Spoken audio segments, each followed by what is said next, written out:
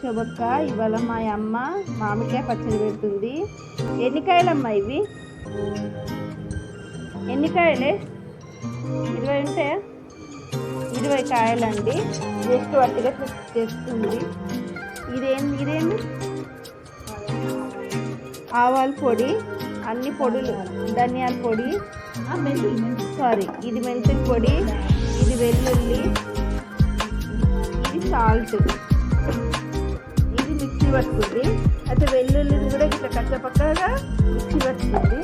ఇక మామిడికాయ ముక్కలు ఇట్లా ఇట్లా కట్ చేసింది. ఇట్లా కట్ చేసిన తర్వాత చూస్తే గిన్నె పొట్టు ఉంటుంది కదా, ఇది తీసేసి ఇట్లా మంచిగా